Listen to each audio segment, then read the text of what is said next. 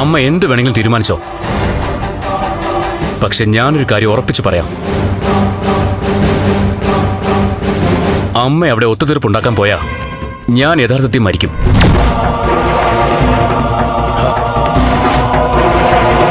ഞാൻ ആത്മഹത്യ ചെയ്യും.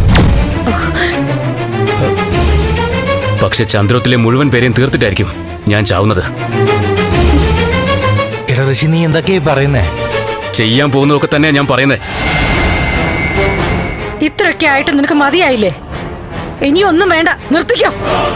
അമ്മ പറയുന്ന പോലൊക്കെ ഞാൻ ചെയ്യാം. പക്ഷെ മരിച്ചുപോയ എന്റെ ലീനെ തിരിച്ചു തരുമോ? പറ്റുമോ? എന്റെ ലീനെ തിരികെ തരാൻ പറ്റുമോ? പറ്റില്ലല്ലോ. വലിയ ന്യായവും നീതിയും പറഞ്ഞ് ആരും എന്നെ ഉപദേശിക്കാൻ വരണ്ട. എന്റെ ലീനെ കൊന്നു. എന്നെ മരിച്ചതിന് തുല്യമാക്കി കാലങ്ങളോളം കട്ടിൽ കിടത്തി. എന്റെ അമ്മയെ കണ്ണീര് കുടിപ്പിച്ചു. അതിന് പകരം ചോദിക്കാൻ ഞാൻ എന്റെ വഴിയിൽ കൂടി ഏതറ്റം വരെയും പോവും. കൂടെ നിൽക്കാൻ പറ്റുമെങ്കിൽ നിൽക്കുക. പേടിയുണ്ടെങ്കിൽ പറഞ്ഞാൽ മതി, ഞാൻ ഇവിടുന്ന് മാറിക്കോളാം.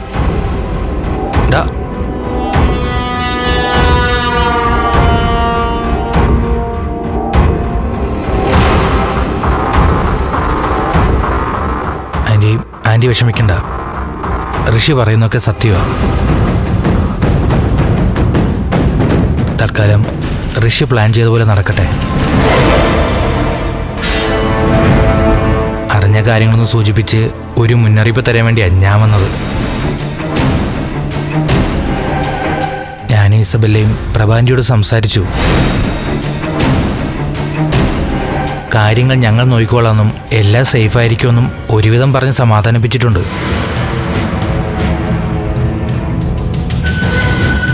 ദേവിക പോലീസിൽ അറിയിക്കാൻ തുടങ്ങിയാലും പ്രഭാന്റി അതിന് സമ്മതിക്കില്ല. ആൻറ്റി ടെൻഷനാവണ്ട.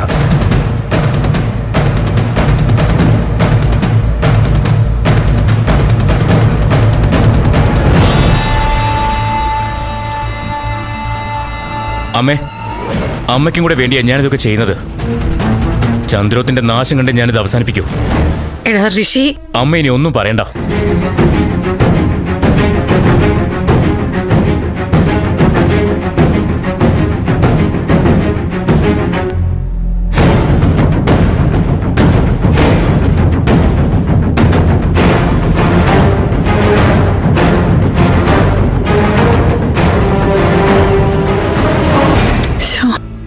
വേദന. തലവേദനയുടെ ഗുളിക. അതെ, സഹിക്കാൻ പറ്റണില്ലെങ്കിൽ മാത്രം ഗുളിക കഴിച്ചാൽ മതി. അല്ലെങ്കിൽ വല്ല ബാമും വാങ്ങിച്ചു തരാം. ഗുളിക കഴിക്കാം. ഇനി വീട്ടിൽ തിരിച്ചു ചെന്നാലേ ഒരു സമാധാനമാവുള്ളൂ. എപ്പോഴാ വീട്ടിൽ പോകുന്നെന്ന് ചോദിച്ചു കിടക്കാം മാധവേട്ടൻ.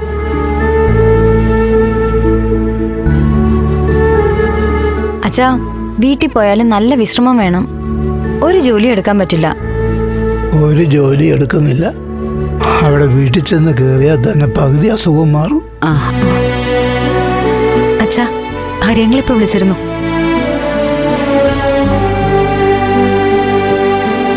അച്ഛന്റെ കാര്യങ്ങളൊക്കെ ചോദിച്ചു.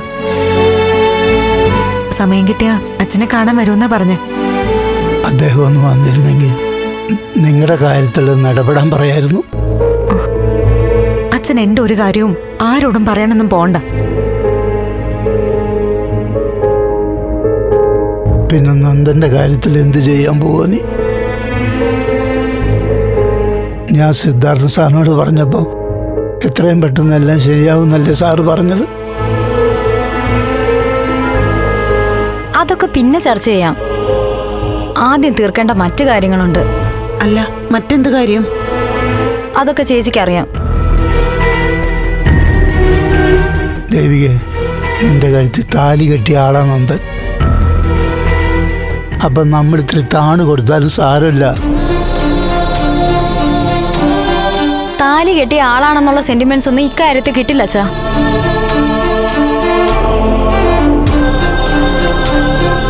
താലി കെട്ടിയ ആളിനെ പോലെ തന്നെ അവകാശങ്ങളുണ്ട് കഴുത്ത് നീട്ടിക്കൊടുത്ത ആൾക്കും. ചേച്ചി MLA കൂടിയാ. നാട്ടുകാരുടെ കാര്യങ്ങൾ നോക്കണ്ടേ? നല്ലത് ചെയ്താൽ അവര് 10 ജൈവിളിയെങ്കിലും വിളിക്കും. അല്ലാതെ അവഹേളിച്ച് ചവിട്ടി തേക്കില്ല.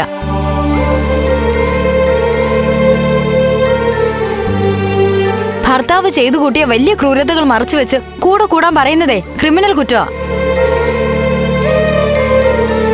ശാരികെ, നീ എന്തൊക്കെയാ പറയുന്നേ?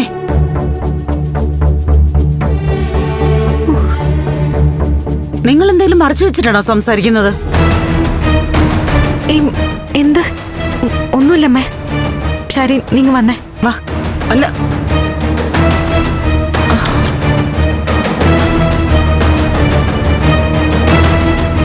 ഈ പിള്ളേര് ചില നേരത്ത് പറയുന്ന എനിക്ക് മനസ്സിലാവുന്നില്ല. എന്തൊക്കെയോ നമ്മളോട് മറയ്ക്കുന്നതായിട്ട് എനിക്ക് തോന്നുന്നത്.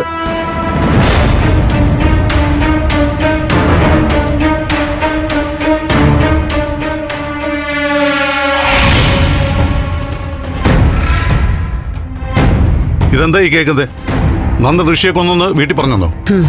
അതെ പാപ്പ. ദേവികയുടെ അച്ഛനെ തല്ലിയത് ചോദിക്കാൻ അവള് ചന്ദ്രോത്ത് ചെന്നു. അതൊരു സീനായപ്പോ നന്ദന് BP കയറി. അങ്ങനെ അവനെല്ലാം അങ്ങ് വിളിച്ചു പറഞ്ഞു. ഛേ, വല്ലാത്ത മണ്ടത്തരമാണല്ലോ അവനീ കാണിച്ചത്. ഇനിയിപ്പോ എന്താ ചെയ്യുന്നേ?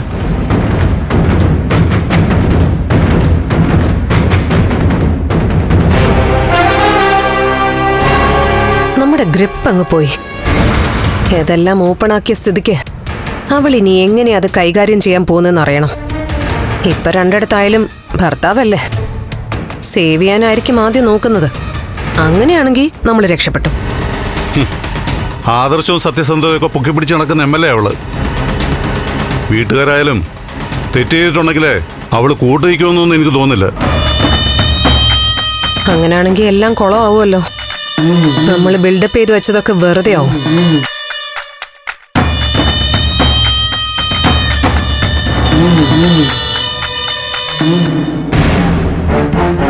സിദ്ധാർത്ഥന്റെയും ദേവികയുടെ നീക്കങ്ങളാണ് പ്രധാനം. അവരിനി എങ്ങനെയാണ് കാര്യങ്ങൾ നീക്കുന്നു എന്നുള്ളതാണ് പ്രശ്നം. പിന്നെ കെവിനും നീയും ഒക്കെ ഒന്ന് ശ്രദ്ധിക്കണം. അതെന്താ പാപ്പ അങ്ങനെ പറയുന്നേ? ഇനി എന്തൊക്കെയാ സംഭവിക്കാൻ പോകുന്നതെന്ന് അറിയാൻ പറ്റില്ലല്ലോ. ഒരു ജാഗ്രത വേണം.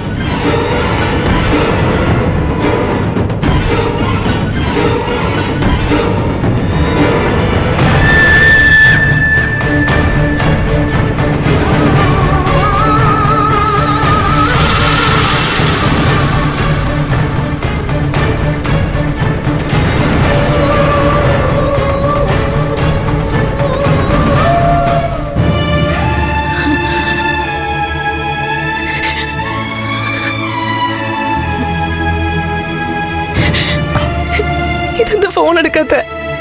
രജനി, മാഡവും നന്ദനൊക്കെ അവിടെ ടെൻഷനില്ല. നീ ആയിട്ട് നീ അവരുടെ സങ്കടം കൂട്ടണ്ട. നീ വിളിക്കണ്ട. കാര്യങ്ങളൊക്കെ ഞാൻ നിന്നെ അറിയിക്കാം. അമ്മയോടും അവനോടൊക്കെ ഒന്ന് സംസാരിച്ചാലേ എനിക്ക് സമാധാനാവുള്ളൂ ഗിരി. ഇല്ലെങ്കിൽ അറ്റാക്ക് ഞാൻ വീണു പോവും. പ്ലീസ് ഗിരി, നമുക്കിപ്പോ ഒന്ന് അങ്ങോട്ട് പോവാമോ? ഓ, ഇങ്ങനെ വെപ്രാളം കാണിക്കുമെന്ന് അറിഞ്ഞിരുന്നെങ്കിൽ സത്യമായിട്ടും കാര്യങ്ങൾ ഞാൻ നിന്നോട് പറയില്ലായിരുന്നു. അവൻ എന്റെ അണിയനല്ലേ ഗിരി. അവൻ ഇത്രയും വലിയ ആപത്തിലാണെന്ന് അറിയുമ്പോ അവൻ അന്വേഷിച്ചു പോണ്ടേ? എന്നാ പിന്നെ നീ ചെല്ല്. അല്ല, ഞാനെന്ത് പറയാനാ?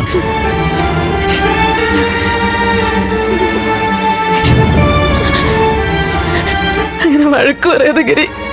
ഞാൻ എന്റെ വിഷമം കൊണ്ടല്ലേ ചോദിക്കുന്നത്. നോക്ക് രജനി, നന്ദൻ ഇപ്പൊ 2 വിഷമങ്ങളിലാ, അറിയാലോ. മാധവേട്ടൻ അവൻ കാരണം ആശുപത്രിയിലായി. പിന്നെ ഋഷിയുടെ കേസും. ഇനിയൊക്കെ ആലോചിച്ച് എന്താന്ന് വെച്ചാൽ നമുക്ക് ചെയ്യാം. എന്തായാലും നീ ഒന്ന് ക്ഷമിക്കേ. സമാധാനായിട്ടിരിക്കേ. പറയുന്ന കേക്ക്.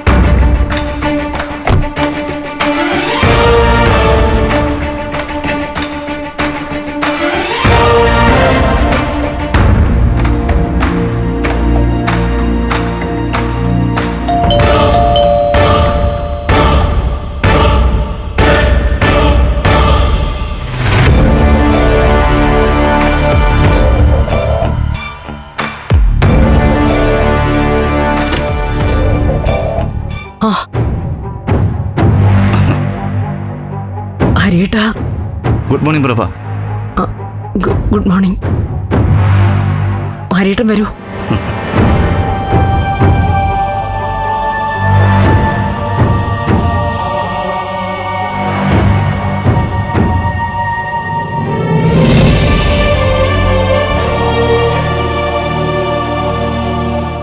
സിദ്ധു എവിടെ? കുളിക്കുക. നന്ദനോടും ഉണ്ടല്ലോ അല്ലേ?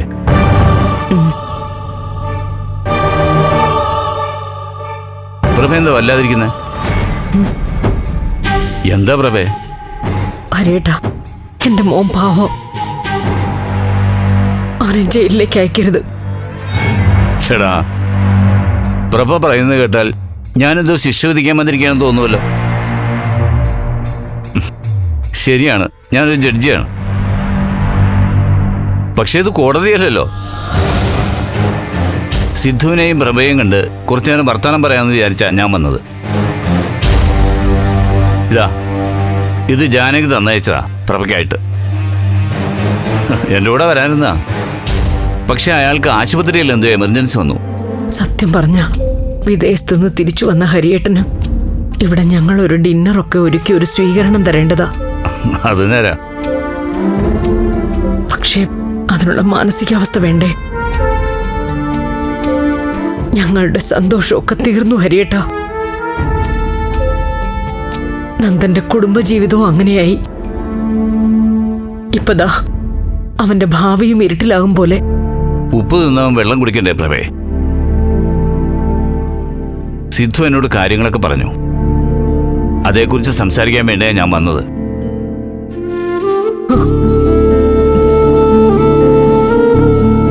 ഹരിയേട്ട, അവനെ രക്ഷിക്കണം. പ്രഭയ്ക്കറിയാലോ, കുറ്റവാളികളെ ഞാൻ രക്ഷിക്കാറില്ല. അവിടെ ഞാൻ ബന്ധങ്ങൾ നോക്കാറില്ല. അപ്പൊ ഹരിയേട്ടൻ വിധിക്ക് മുമ്പ് കുറ്റവാളികൾക്ക് പറയാനുള്ളത് കോടതി കേൾക്കുമല്ലോ. അങ്ങനെ നന്ദൻ പറയാനുള്ളത് കേൾക്കാൻ വേണ്ടിയാ ഞാൻ വന്നത്. പ്രഭ സമാധാനിക്കേ. ഹരിയേട്ട, നന്ദൻ ഒരു കയ്യബദ്ധം പോലെ സംഭവിച്ചതാ. അങ്ങനെ അബദ്ധം സംഭവിക്കുന്നത് പ്രഭ നേരിൽ കണ്ടോ? അല്ല, നന്ദൻ പറഞ്ഞതാ. നന്ദൻ അങ്ങനെ ഒരിക്കലും കള്ളം പറയില്ല ഹരിയേട്ട. കൊല്ലാൻ മടിയില്ലാത്തവർക്കാണോ പ്രഭേ കള്ളം പറയാൻ പ്രയാസം? ഹരിയേട്ടൻ പറയുന്നത് കേട്ടിട്ട് എനിക്ക് പേടിയാവോ. എന്റെ പ്രഭേ, ഞാൻ വന്നത് നിങ്ങളെ കണ്ട് സംസാരിക്കാനാണെന്ന് പറഞ്ഞില്ലേ? അതിനിടയിൽ പ്രഭ ഓരോന്ന് ചോദിക്കുമ്പോൾ ഞാൻ അതിനുള്ള മറുപടി പറയുന്നു എന്ന് മാത്രമേ ഉള്ളൂ. പ്രഭ സമാധാനിക്ക്. ആദ്യം നമുക്കൊന്ന് സംസാരിക്കാം, ബാക്കിയൊക്കെ പിന്നെ. സത്യം പറഞ്ഞ ഞാൻ എന്റെ വെപ്രാളം കൊണ്ട് എന്തൊക്കെയോ പറഞ്ഞു പോയതാ. അതൊന്നും സാരമില്ല.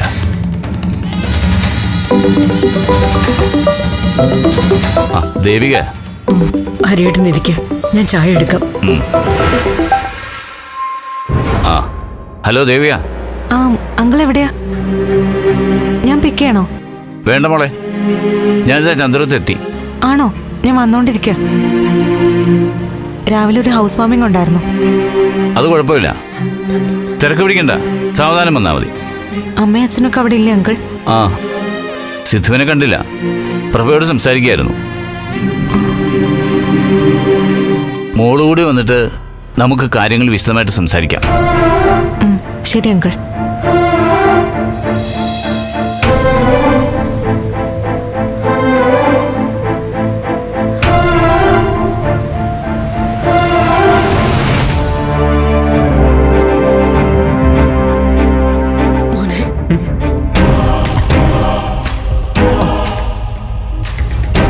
ഹരിയേട്ടൻ വന്നിട്ടുണ്ട്.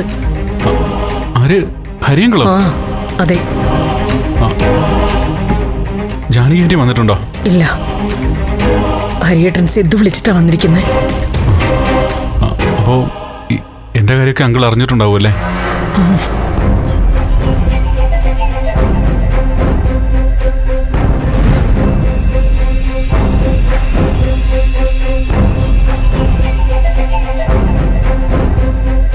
നിന്റെ കാര്യത്തിൽ ഒരു തീരുമാനം എടുക്കണമല്ലോ.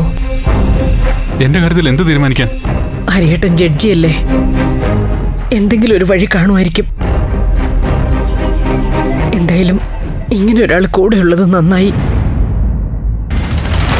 നിന്നെ വിളിക്കാൻ പറഞ്ഞയച്ചതാ. വാ, താഴേക്ക് പോ. നന്ദ, നടന്ന കാര്യങ്ങളൊക്കെ ചോദിക്കും. എല്ലാം വ്യക്തമായിട്ട് പറയണം. എനിക്ക് മറച്ചു വെക്കാനൊന്നുമില്ല. ഞാൻ വ്യക്തമായിട്ട് തന്നെ പറയും.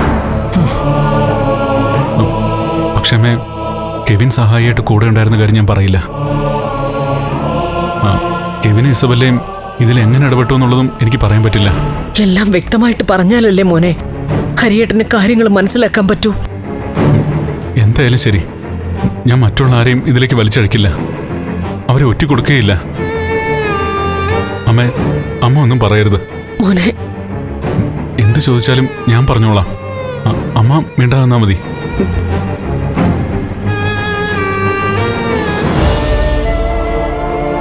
ഒരച്ഛനെന്ന നിലയിൽ ഞാൻ വലിയ പരാജയമായിരുന്നു ചിന്തിപ്പിക്കുന്ന കാര്യങ്ങളാ ഇപ്പൊ സംഭവിക്കുന്നതൊക്കെ. ഏയ്, താനിങ്ങനെ എമോഷണലായ കാര്യങ്ങൾ കാണരുത്.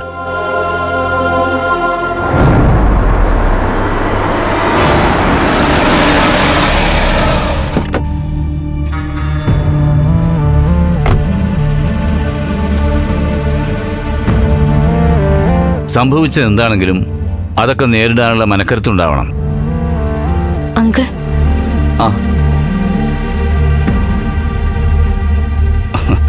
ഒരുപാട് നാളുകൾക്ക് ശേഷം മോളെ കാണുക. എന്താ ചോദിക്കേണ്ടതെന്ന് പോലും എനിക്കറിയില്ല. സാധാരണ രീതിയിൽ സുഖമാണോ എന്ന് ചോദിക്കാം. അതേ എന്ന് മറുപടിയും പറയാം. അത് നമ്മുടെ മലയാളികളുടെ ഒരു ശീലമാണല്ലോ. എന്തായാലും എല്ലാം ശരിയാവും. തൽക്കാലം അത്രേ പറയുന്നുള്ളൂ. അച്ഛൻ എങ്ങനെ ഉണ്ട് മോളെ? കുഴപ്പമില്ല അച്ഛാ. എന്നാ പിന്നെ നമുക്ക് നമ്മുടെ കാര്യങ്ങളിലേക്ക് കടക്കാം. നന്ദനും പ്രഭയും വിളിക്കും മോളെ. ശരി. ഹരിയേട്ടനിരിക്കും, ഞാനിതാ വരുന്നു.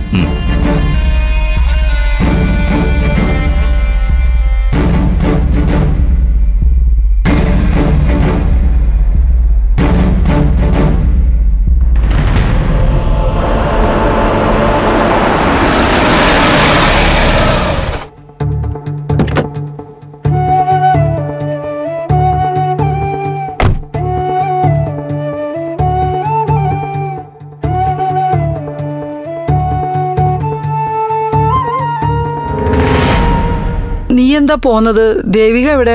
അവളെ ചന്ദ്രോത്താക്കിയിട്ട് വരുന്ന വഴിയാ. ഇറങ്ങാൻ നേരത്തെ വിളിക്കാന്ന് പറഞ്ഞു. ഞാനേ ചന്ദ്രോത്ത് വരെ ഒന്ന് പോവാൻ ഇറങ്ങിയതാ. എന്താ അത്യാവശ്യമായിട്ട്? പ്രഭേന്റെ അമ്മയെ വിളിച്ചോ? ചന്ദ്രോത്ത് പോവാനേ എന്നെ ആരും വിളിക്കണ്ട. അതെന്റെ വീടാ. നന്ദൻകുഞ്ഞ് ഒരു പ്രശ്നത്തിലാക്കപ്പെട്ടതല്ലേ. ഒന്ന് ചെന്ന് അന്വേഷിക്കണം. പ്രഭ കുഞ്ഞിനെ ഒന്ന് സമാധാനിപ്പിക്കണം. എന്തായാലും അമ്മ ഇപ്പൊ തൽക്കാലം അങ്ങോട്ട് പോണ്ട. അവിടുത്തെ അവസ്ഥ അറിയാലോ. അങ്കിളും ആന്റിയൊക്കെ വിഷമിച്ചിരിക്കുക. നന്ദനും പ്രയാസത്തില്. ഒരാള് പ്രയാസത്തിലും വിഷമത്തിലൊക്കെ ഇരിക്കുമ്പോഴാ നമ്മൾ ചെന്നൊരു ആശ്വാസം കൊടുക്കേണ്ടത്. അതല്ലമ്മേ, അവിടെ എന്തോ വലിയ ചർച്ചയും കാര്യങ്ങളൊക്കെ നടക്കുക. ഹരിയെങ്കിലും എത്തിയിട്ടുണ്ട്. ഹരിസാർ വിദേശത്തായിരുന്നില്ലേ? തിരിച്ചു വന്നോ? വന്നതാണോ വരുത്തിയതാണോ എന്നൊന്നും വ്യക്തമായിട്ട് അറിയില്ല. എന്തായാലും നന്ദന്റെയും ദേവികയുടെയും കാര്യത്തിൽ ഒരു തീരുമാനം ഉണ്ടാക്കാനായിട്ടാ വന്നത്. എന്തായാലും ഞാൻ ചെന്ന് കാര്യങ്ങളൊന്ന് അറിഞ്ഞിട്ട് വരാം. എല്ലാവർക്കും ഭക്ഷണവും മറ്റും പ്രഭകുഞ്ഞും ഒറ്റയ്ക്ക് ഉണ്ടാക്കണ്ടേ? പിന്നെ അമ്മയില്ലെങ്കിൽ അവിടെ ആരും ഭക്ഷണം കഴിക്കില്ലേ? അമ്മ ഈ സമയത്ത് അങ്ങോട്ട് പോണ്ട. നന്ദന്റെ വിഷയങ്ങളിൽ ഒരു തീരുമാനം ഉണ്ടാക്കാനായിരിക്കും ഹരിസാർ ഇപ്പൊ വന്നിട്ടുണ്ടാവുക. എന്ത് തീരുമാനം? ചിലപ്പോ എല്ലാവരും ഒന്ന് വെറുതെ കൂടുന്നാവും. നന്ദൻ ദേവികയുടെ അച്ഛനെ തല്ലിയതില് ദേവികയുടെ വീട്ടുകാര് കേസ് കൊടുക്കുമെന്ന് സിദ്ധാർത്ഥൻ സാറിനും ആന്റിക്കും ഒക്കെ പേടിയുണ്ടാവും. കേസോ? നന്ദൻകുഞ്ഞ് മനഃപൂർവ്വമല്ലല്ലോ തല്ലിയത്. ഇനി മനഃപൂർവ്വമാണെങ്കിൽ തന്നെ സഹിക്കണം. ഇന്നത്തെ പെണ്ണുങ്ങള് അങ്ങനെയുള്ള ഗതികേടൊന്നും സഹിക്കില്ല. മതി മതി. ഇനിയും അതും പറഞ്ഞ് നിങ്ങൾ ഇവിടെ തർക്കം വേണ്ട. നന്ദൻ തല്ലിയതിലൊരു തീരുമാനം ഉണ്ടാക്കാൻ തന്നെയാ ഈ കൂടിക്കാഴ്ച.